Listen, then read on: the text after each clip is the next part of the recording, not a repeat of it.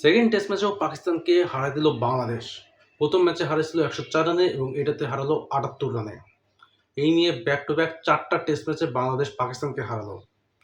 এই ম্যাচ জেতার পিছনে যেমন ক্যাপ্টেন নাজমুল হোসেন শান্ত, তেমনই বোলারদের অবদান আছে, তাইজুল ইসলাম আছে, নাহিদ রানা আছে এবং লিটন দাস ব্যাটিংয়ের ক্ষেত্রে, মুশফিকুর রহিম, লিটন দাস অবশ্য উইকেট কিপিংয়ের দিক দিয়েও আছে এবং বাংলাদেশ এভাবে ক্যাচ ধরছে এই ম্যাচগুলোতে, সেগুলো অসাধারণ ছিল। বাংলাদেশ সাধারণত ক্যাচ মিস করে, কিন্তু এখানে অসাধারণভাবে ক্যাচগুলো ধরছে।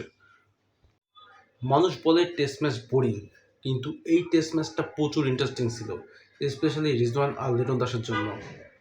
দুজনের মধ্যে যেভাবে কথা কাটাকাটি হয়েছে, স্পেশালি কালকে যে কথা কাটাকাটি হয়েছে, বাংলাদেশের বলাররা যখনই বল করতে আসতেছিল রিজওয়ান ক্রিজ থেকে সরে যাচ্ছিল, ওভারটাকে স্লো করার ট্রাই করতেছিল, তখন লিটন দাস জিজ্ঞেস করে কি হয়েছে। তখন রিজওয়ান লিটনকে বলে ওই সামনে কোনায় কি এটা দাঁড়ায় আছে। লিটন দাস ডাইরেক্ট মুখের পরে বলে ওইদিকে তাকাচ্ছিস কে, ক্রিজের দিকে তাকা। রিজওয়ান বলে এটা কি আমার কাজ, এটা তোমার কাজ, এটা আম্পায়ারের কাজ, মানে বলতেছে কেন। লিটন দাস তখন মুখের পরে বলে পাতায় পাতায় জ্যাদা ওভার অ্যাক্টিং মাতকার, আজকে 50 মার্চে বলে ওভার অ্যাক্টিং করতেছে।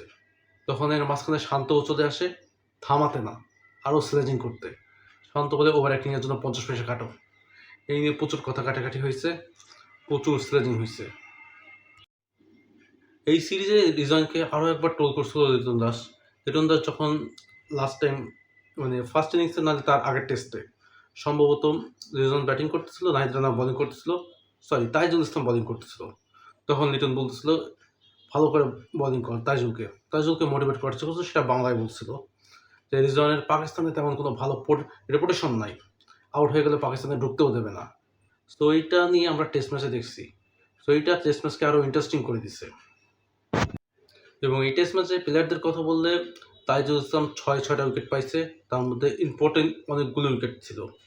বাবার আজম বলেন, সালমান আলী আগা বলেন, শান মাসুদ, তারপরে আরও অনেকেই। রিজওয়ানের ইম্পর্টেন্ট উইকেটটা নিয়েছে শরীফুল। সো ওভারঅল পাকিস্তানকে হারায় আমরা বাংলা ওয়াশ করে ফেললাম এবং টেস্ট চ্যাম্পিয়নশিপের যে র্যাঙ্কিংয়ে সেটা আমরা এখন 6 থেকে উঠে 5-এ আসি। ইন্ডিয়া এখন আমাদের নিচে চলে গেছে। সো সামনে আমাদের যে ফাস্ট বোলাররা ভালো বোলিং করছে এই টেস্ট ম্যাচে, অস্ট্রেলিয়া আসতেছে, সেটা সেখানে অনেক হেল্প দেবে। সো গাইজ, আজকে আমাদের ভিডিওটা এই পর্যন্ত। ভিডিওটা ভালো হলে অবশ্যই একটা লাইক করে দেবেন, চ্যানেলটাকে সাবস্ক্রাইব করে দেবেন। বাংলাদেশের যে কোনো স্পোর্টসের জন্য আপনি আমাদের চ্যানেলকে সাবস্ক্রাইব করতে পারেন। Thank you so much for watching.